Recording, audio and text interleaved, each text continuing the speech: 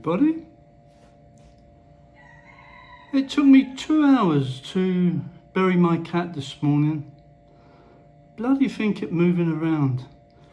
Anyway, I've got a few stories that I want to bring up to your attention. I don't know whether you've heard about them or not. But anyway, you know when you go to the zoo and you see signs, don't feed the animals? But you always get one person, don't you, who sort of stands there with his hands in his pockets and he's looking around, seeing if there's one of them guards, or should I say zookeepers, watching.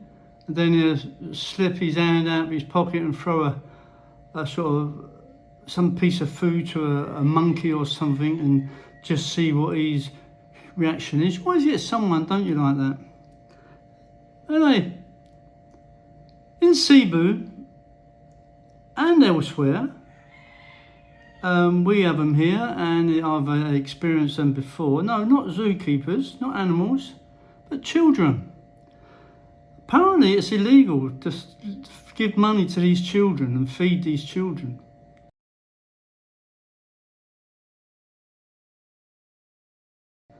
Now, I've seen it myself in Lapu near the City Hall. I forget the name of the supermarket now.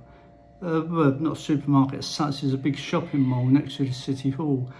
And there is a cafe, like a barbecue place which is quite open. It's like on top of the steps base. The entrance is wide open and everyone walks through it. And you get all the kids there. And I've been in there a few times, and I've literally seen people bring a kid in and offer him a meal, pay for him for a meal. Don't fucking do it, guys. Don't do it. It's one of the best. We've been warned not to feed the kids. Maybe they should have signs up, don't feed the animals, in brackets kids, because these kids are dangerous. If you start giving them money or food, you'll never get rid of them. And there was a case a few weeks ago in Cebu where a woman manager of a bar was attacked by a girl while she was trying to open a bar. Outside the bar was all these kids, and the expats, the foreigners that go to the bar, were warned, do not feed the kids, do not give them anything.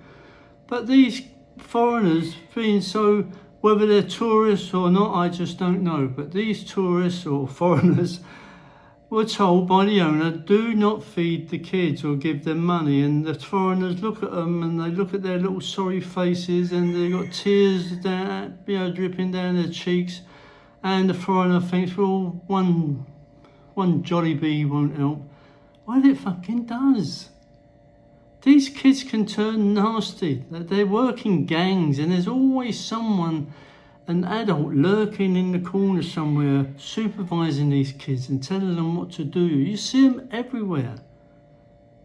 I forget the name of the shopping mall. It's Kizano shopping mall. Anyway, it's I call it Island Mall. I call it Island Mall, but I think it's Casino. It's near the City Hall of Lapu, where the LTO is. So don't feed them. Even before I got a car, I used to get a taxi, and one of them used to try and come and open the door for you and everything else. But they all wanted money. You tell them to go away. They go, hungry, hungry, hungry. Oh, go to your parents and ask for some food then. They are dangerous people. Please, please, please, please do not feed the children. You've been warned.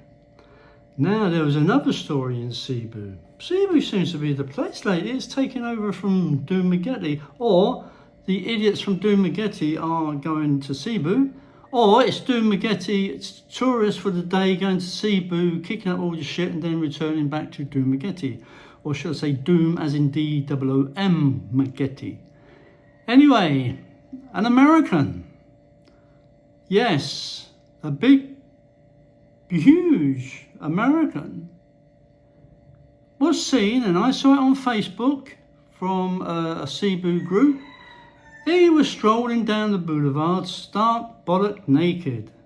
Yes, he was walking down, the cheeks of his arse was wagging from side to side, and his old arms were going from side to side as if he was on a big Sunday afternoon stroll.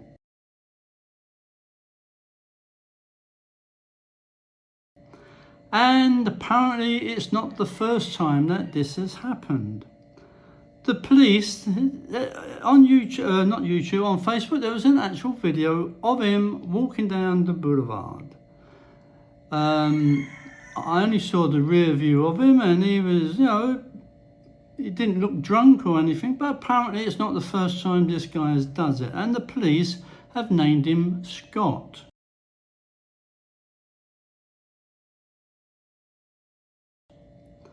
I don't know why they've named him Scott. Maybe he had a big, huge iceberg in between his legs. I don't know. Maybe they call him Scott of the Antarctic. I don't know. But they called him Scott. That was very polite, calling him Scott instead of his real name. But can you imagine walking up the boulevard and you see this big American strolling down towards you, start bothered naked, and his old nuts are going from side to side to side, and one of your children say, "Oh, what's that? What's that moving from side to side?" What can you say? Anyway, he's not a muscly guy. I mean, I don't know whether he's got a big fat stomach hanging over his cock or what, because I can only see the cheeks of his arse. But either these guys are on drugs or drunk, or they're on some mental thing. I've seen it here in Lapu. I mean, shit happens. You get these people that are mentally retarded or something, and they're walking around with their trousers down at half-mast and no tops on, and they look absolutely dirty as if they haven't washed for a year. But this guy seemed as if he's been well looked after. He's just strolling down in the evening. Whoa, hi everybody, start bollock naked without a care in the world. Good old Scott. Apparently, I think I read somewhere that he did apologise later. I don't know whether he's undergoing mental therapy, or he's been deported back to America so he can walk around the boulevards there and start bollock naked.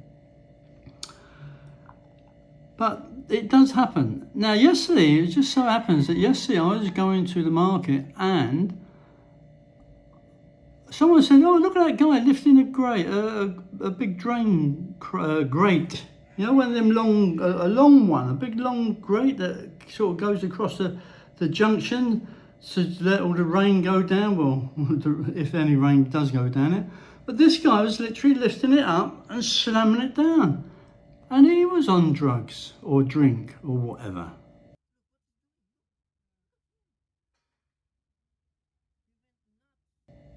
So the moral of that story is, if you do want your grate lifted up, have a bit of drugs first, or get pissed first, and then you can lift it up easy as pie. Because this guy lifted it up no easy. And he got shouted at by the security man, and then I think the security man came over and run him off the car park. That was outside Metro Shopping Mall in Paho. And the last thing I want to tell you about is very, very serious. There was a guy in, I think it was Cebu again, and he was driving along the highway in a Toyota Fortuner. He hit a guy on a bicycle. He injured the guy. The guy went to hospital and was seen to have multiple fractures, serious fractures. But the guy didn't stop. He drove on. And apparently 200 meters down the road, he hit another guy, and I think it was on a tricycle. This guy on the tricycle was also transported back to the same hospital as this previous guy. But unfortunately, he had died. And the guy still drove on, hit and run twice. The police eventually caught him. They showed you a picture of his car and a picture of the first victim. But this guy apparently came from Oklahoma in America. He's married over here, lives over here. Well, obviously he lives over here. But yeah, you don't know whether he was under any influence of any alcohol or anything like that, but shit happens, yeah.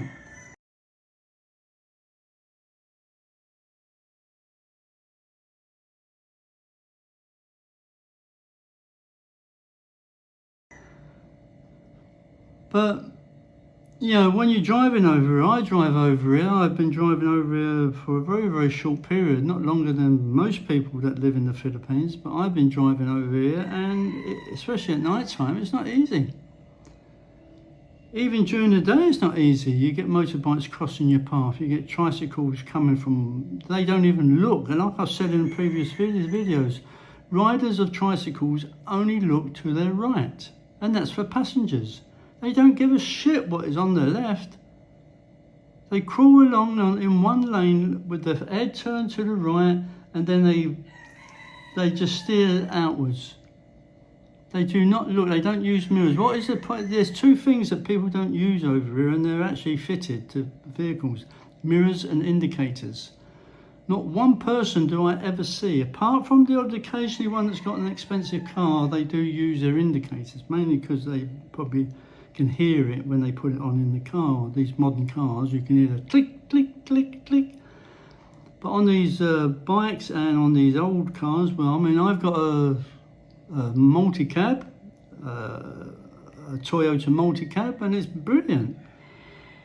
But I use my indicator all the time. But even if you've got your indicator on, even if I indicate that I'm turning right, you still get some knob on a motorbike comes up inside. So I've got to use my mirrors. And I use my mirrors because I've been trained to use my mirrors. I've taken umpteen driving tests in the UK for cars, HGV, Arctics, buses. During my army career, I was an army driving instructor. Not SAS or a Navy SEAL, just a driving instructor. So I'm aware, and sometimes it annoys my girlfriend when I'm trying to get past vehicles. She says, just stay behind them, don't try and overtake them if they're stopping or whatever. But otherwise I'll be stopping and starting all the time. But anyway, I use my mirrors because I've been trained to do, and I don't know how people get on here with driving tests. And I looked at my license today. I saw a license on Facebook and it said non-professional driving license. And I looked at my driving license and it doesn't say that, it just says driving license. Because when I took my theory, I took the written test with 60 questions, which I believe is the professional driver's test, which I passed. I think I got about 8 wrong, I think. But some of them questions I've never even seen before. But I think a non-professional is only 40 questions. I didn't question it at the time because I sort of didn't really think about it. But anyway, that's all I wanted to say to you today. Oh yeah, sorry. Yeah, this guy that done the driving accident, he did get caught. In fact, I will put a little clip of the report on the end of this video. It was only a short video because I've been very busy these past few days, and I've kept my language down as much as I can because it's not a rant and a rave really, it's just an advice. So to recap, don't feed the kids, don't walk down Boulevard start bollock naked because you'll get caught by the police and you'll end up on Facebook. And if you do have an incident or a driving accident, stop. Don't drive on. It's not clever to drive on. They'll find you. You know, regardless what you may think of the Philippine police force, they do get their man eventually, and especially when it was twice. I mean, if he had stopped on the first occasion, the second one wouldn't have happened, and the second one was more serious. That was a fatality. So now he's getting charged for dangerous driving. I think it's manslaughter and everything. He'll end up in jail. If he does want to go to jail, then he's going to pay a hell of a lot of money. All because he was silly. But was he drunk? Only he knows that. Anyway, have a good day, everybody. Keep the subscribers coming. I've got 534 now. Remember what I said? I don't want your money, I just want subscribers. So I can feed the kids in the squatters areas. Not the kids outside these supermarkets. The kids that don't beg. That's who I want to give money to. Or food to. So, all the best. Take care. And keep them coming.